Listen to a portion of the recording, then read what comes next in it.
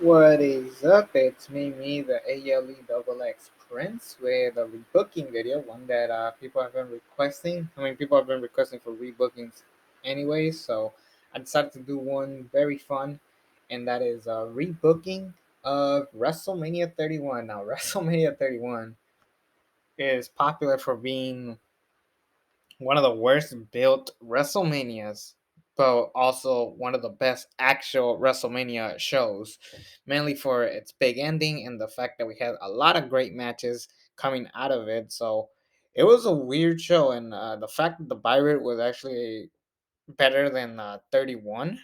30, I should say. It's kind of insane because people love WrestleMania 30's build as well as the WrestleMania itself. This one people hated the build, but people loved the show. Um, and then the aftermath was so and so. It was kind of a mishmash, but for the most part, WrestleMania 31 had some good moments, but we could have had a better way to get there. And what would I have done differently? How would I have rebooked WrestleMania 31? Well, before I tell you what the card would look like, I will probably let you know that there's going to be a lot of rebookings in the meanwhile, as far as moments that happen and don't happen throughout the show. Throughout WrestleMania. Like, for starters, one of the things that doesn't happen is that Cesaro never breaks up from Paul Heyman. Instead, he will stay with Paul Heyman and he will be built up as an upper mid card talent. Matter of fact, he will win the IC championship, not the Miz, and then he'll go back and forth with Dolph Ziggler throughout the rest of that year with the IC belt, like swapping belts throughout that year. So with Paul Heyman, it would show that Cesaro is both a high class mid carder on his way to the top. And then another thing that won't happen is that the Wyatt family will never split up. I think that was a stupid decision. And another thing that you should probably know is that the Undertaker retires after um, the Undertaker retires after WrestleMania 30 because he will be going in the Hall of Fame this year. So there is no WrestleMania 31 match for the Undertaker, but it will not be his last match. Let me explain what happens later. So, anyways, let's just kick off the show. We're starting off with the kickoff. The Andre the Giant Memorial Battle Royal, that will stay the same. I think it's safe to say that if we move it to the pre-show and then we'll show like someone being built up to the top, then it will show us that we're gonna have like new members of the WWE. Like I feel like the battle royal it's meant to be on the pre-show and they should stay on the pre-show. But as long as you build up some stars, then there's really nothing worth complaining about. But I'm gonna keep the Under the Giant Battle Royal the same with a Big Show winning. People say Mizdow should have won. Honestly, no, that he didn't need to win it, and thank God he didn't win it. Personally, I love Damian Sandow, but he did not need that victory. All he needed to be is booked perfectly later down the road. Like he should have been beating the Miz and going on top, like going having some great moments again. But yeah, Big Show still wins the Battle Royal, and he'll still eliminate Mizdow. And yeah, that's just so we could keep Big Show as a top heel, part of the authority angle. So that's what we'll keep. And plus, I didn't hate it that much. Now, what people really hate about the Battle Royal, that Andre Battle Royal, is that Cesaro never got a big mega push. And in this rebooking, he will get a mega push. I mean, if you watch my how I would book Cesaro video, check that video out, and then come back to this. But we're basically gonna copy paste that. Like I said, Cesaro goes on a back and forth streak with Dolph Ziggler for the IC belt, but eventually he'll end the year 2014 as the IC champion. And then at the Royal Rumble, he gets an upset victory, eliminating Roman Reigns, who just came back um, after serious injuries or like a serious like disease moment. And then Roman Reigns wants revenge against Cesaro, prove that he will in fact be one of the top main event players of all time. So um, at WrestleMania, the opening match will be Cesaro versus Roman Reigns for the Intercontinental Championship. This opens the show. This is going to be showing up a new generation. Paul Heyman um, and, and Cesaro walk out together, then Roman Reigns, and we'll show what kind of a superstar Roman Reigns as a single star. And I think it'll be a great mid card match with Roman Reigns winning the IC championship, and then he'll go on a streak of classic IC title matches up to like SummerSlam or Survivor Series or whenever. But this will show us that Roman Reigns will in fact be a top main event player. And then at WrestleMania 32, that's when he'll fight for the WWE championship. How does that sound? Next match that I would do, the Usos versus the New Day. I think that the WWE Tag Team Championship should have been on the line on the actual show, not the pre-show. And last year, fine, put on the pre-show, whatever. But this was the year that the Usos deserved to be on the main show. I mean, the Usos were on top of the world in 2014. They should have been on the card, and then they should fight the New Day, who around this point they are established as a babyface tag team with the power positivity who the fans hate. And honestly, when the New Day turned heel in 2015, Jesus Christ, they were the top players of the year. Like I think the New Day were probably the most over thing in 2015, and to this day, I can't believe they're still one of the top names in WWE. Like they're on Fallon. They're on what's it called? The wasn't it that show Wild and Out with Nick Cannon? So they're out there. So yeah, I think the Usos and the New Day should have a match. And how do I get to this match? Plain and simple. Following the Royal Rumble, we do a tournament, a tag team tournament, so we could establish all these new tag teams coming up uh to the roster, and then the final two will face at Fastlane. Let's make it Lucha Dragons versus New Day. People think it's gonna be the Lucha Dragons because they are red hot, but no, they lose to the New Day after Xavier Woods holds up Kalisto's foot and he gets himself counted out, giving them nuclear heel heat. And they're like, come on, don't hate us. We just want to bring the power positivity to WrestleMania. And then the Usos think that they're full of crap. And then eventually, at the actual show themselves, this match, that's when they officially turn heel. They do cheating tactics. And then the New Day are your new WWE Tag Team Champions. It will be fun. And this will show us that they'll like be a force to be reckoned with because it's three guys teaming up to try to win. So it will be fun.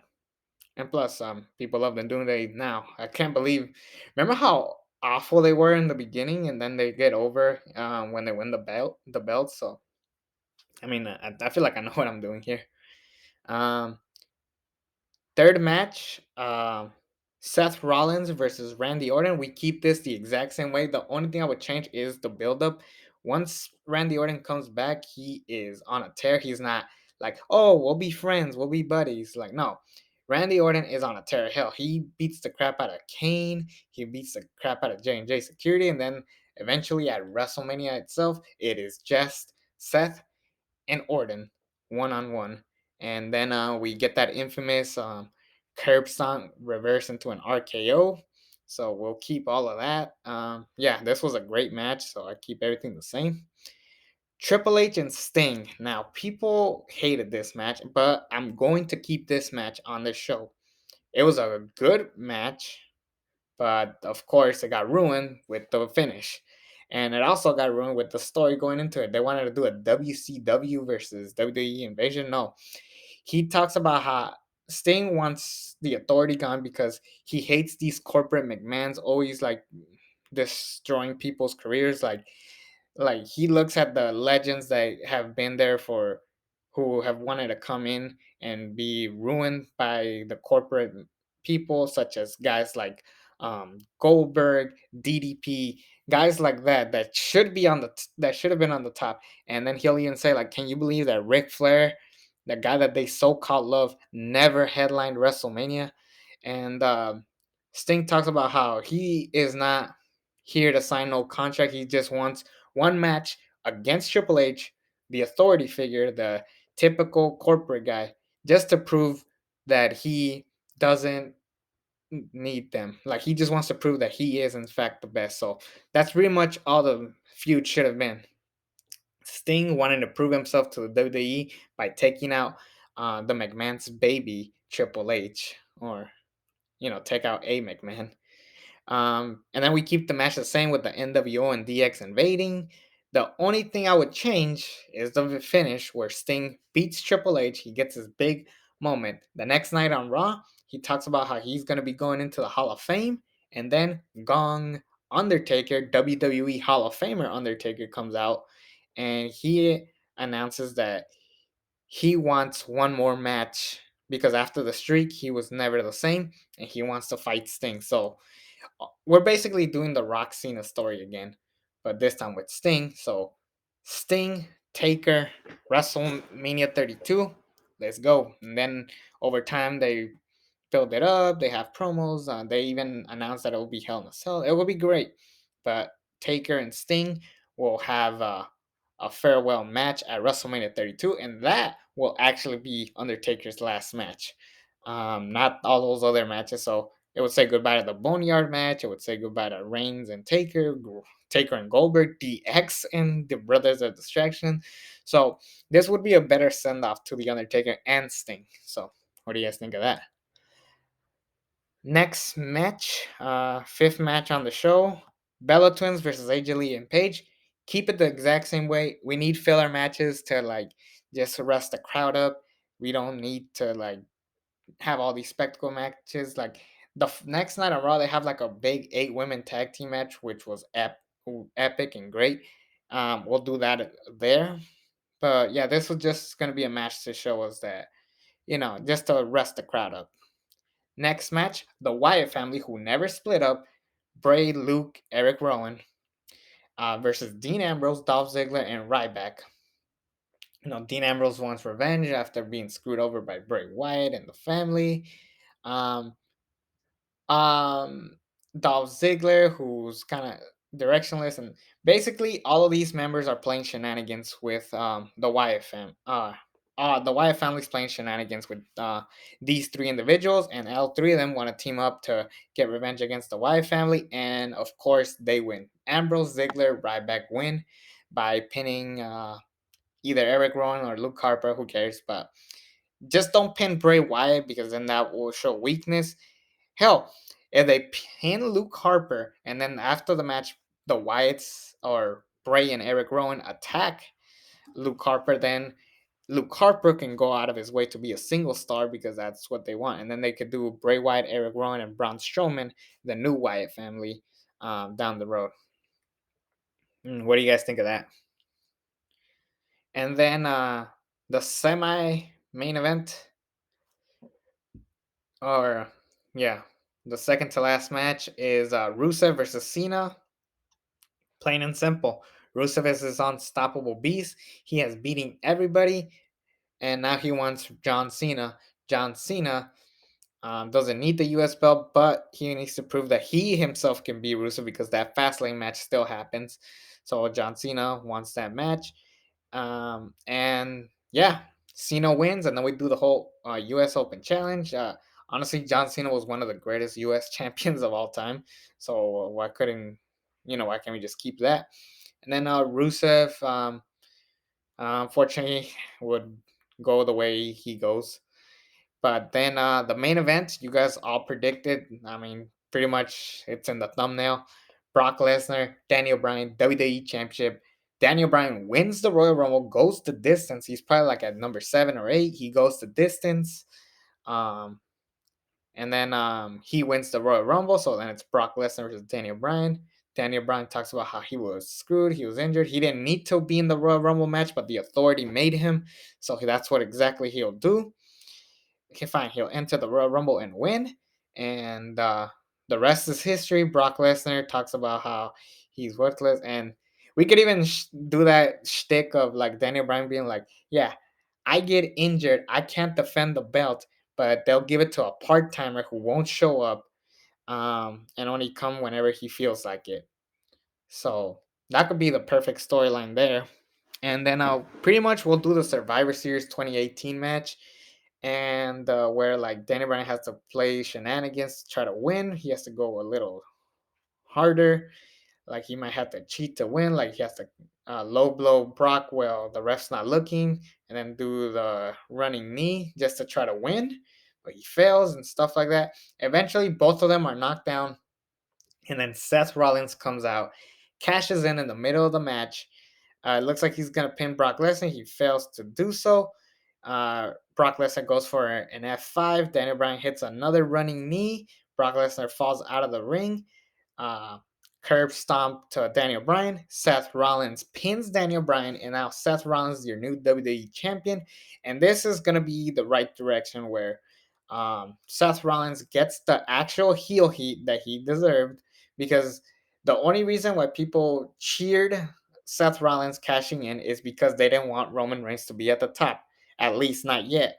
So with this card of WrestleMania, we build up some new stars, and we'll set up some stories near the future. Luke Harper versus the Wyatt family, Taker and Sting, Randy Orton and Seth Rollins continue their feud. Roman Reigns goes on a tear in the IC title picture. John Cena does the US Open Challenge. The New Day are carrying the tag team division. And then the Bella Twins are pretty much trying to stay in as Divas champion. So this is a great way to book the show. So I don't know. What do you guys think? Did you like WrestleMania 31 the way it was, or you think this card would have been better? Share down in your comments down below.